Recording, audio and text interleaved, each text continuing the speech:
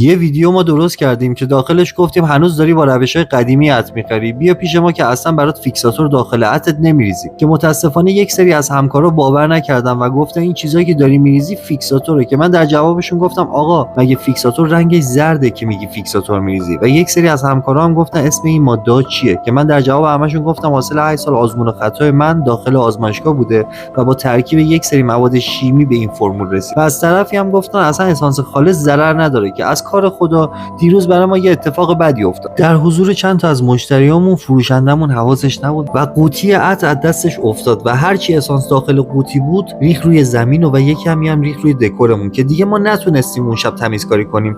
فقط اسانس‌های روی زمین رو جمع کردیم و اسانس‌های روی دکورمون. فردا که وارد مغازه شدیم دیدیم دکورمون کلا خراب شده. خب نکته اینجاست، وقتی میگم اسانس خالص برای پوست ضرر داره کسی باور نمیکنه. این که چوب بود اینجوری خرابش کرد، وای به حال این که پوستت باشه، پس اسانس خالص استفاده نکن. و خود شرکت‌های عطرسازی هم روی قوطی‌هاشون این هشدارها رو دادن که خالص استفاده نشه. برای اینکه نکته‌های بیشتر رو بدونی پیجمو فالو داشته باش تا منو گم نکنی.